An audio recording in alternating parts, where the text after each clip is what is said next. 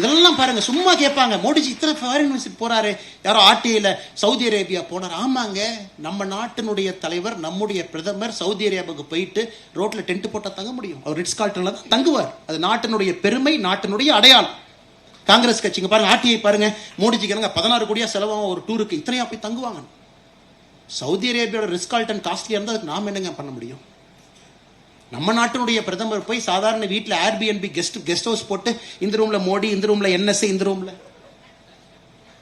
North கொரியாவுடைய தலைவர் வந்தார்னா அவருடைய டாய்லெட்டை கலெக்ட் பண்றதுக்கு கூட ஒருத்தவங்க வர்றாங்க. ரஷ்ய அதிபர் புட்டின் அவருடைய டாய்லெட்டை கலெக்ட் பண்றதுக்கு கூட வர்றாங்க.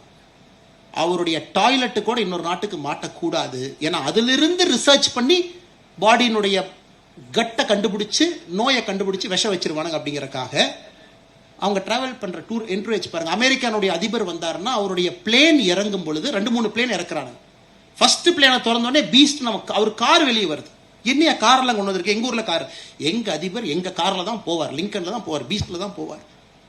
எல்லாத்தையும் இறக்குறான், செஃப் இறக்குறான், சாப்பாடு ஸ்பூன் எல்லாம் வந்து அவர் தாஜ்ல தங்குறாரா, ஒரு வாரத்துக்கு முன்னாடி தாஜை டேக் ஓவர் பண்ணி அவன் செஃப்பை கொண்டு வந்து அவன் கர்டைனை போட்டு அவன் பெட்ஷீட்டை போட்டு தான் அமெரிக்க அதிபர் வர. ஆனா நம்ம பிரதமர் வந்து ஏர்பிஎன்பில தங்கணுமா? எவ்வளவு லுல்லு பாருங்க உங்களுக்கு.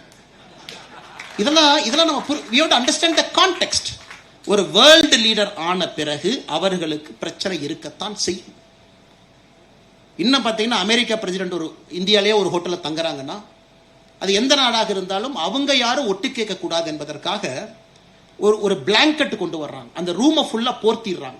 ஸோ எந்த எலக்ட்ரானிக் இன்டெலிஜென்ஸும் உள்ள வேலை செய்யக்கூடாது என்பதற்காக ஒரு பிளாங்கெட் கவருக்குள்ள தான் அவங்க மீட்டிங்கை நடத்துறாங்க. எவ்ரிதிங் கம்ஸ் ஃப்ரம் தேர். அந்த லெவலுக்கு ஜியோ பாலிடிக்ஸ் போயிட்டு இருக்கு. ஆனா இங்க புரியாத தற்கொலைகள் சிலர் இதை சோசியல் மீடியாவில் ஒரு மெசேஜா போட்டுட்டு இதில் அவர்களுக்கு ஒரு உலக தலைவர் எப்படி போகணும், அதுதான் நான் நார்த் கொரியன் அதிபரையும் புட்டின் அவங்களும் சொன்னேன். அவங்களுடைய பூப் எடுக்கிறதுக்கு 2 பேர் சுட்கேஸோட வர்றாங்க. சமீபத்தில் பார்த்தீங்கன்னா நார்த் கொரிய அதிபர் எந்திரிச்சு போன பின்னாடி ஒரு அவங்களுடைய சீக்ரெட் சர்வீஸ் வந்து சேர் எல்லாம் துடைக்கிறாங்க.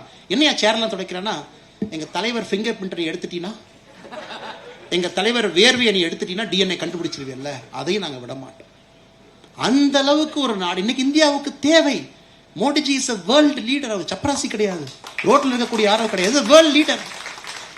இதை வந்து பேசி இதனால மோடிஜி போறான். இல்ல மோடிஜி எத்தனை சட்டை மாத்துறாரு, எத்தனை மோடிஜி என்ன நவம்பர் 26, 2008 மும்பை அட்டாக் நடந்த பொழுது ஒரே நாள் 4 சட்டையா மாத்தினார். அன்னைக்கு இருந்த சிவராஜ் பட்டேல் அவங்க இந்தியாவுடைய உள்துறை அமைச்சராக இருந்தவங்க காலையில் ஒரு சட்டை, மத்தியானம் ஒரு சட்டை. November 26, 2008 Mumbai attack press meet 4 கொடுத்திருப்பார், 4 சட்டை. பிளே ஸ்டோர் மற்றும் ஆப் ஸ்டோரில் இருந்து பாலிமர் செயலியை QR கோடு மூலம் பதிவிறக்கம் செய்யுங்கள். செய்திகளை உடனுக்குடன் பெறுங்கள்.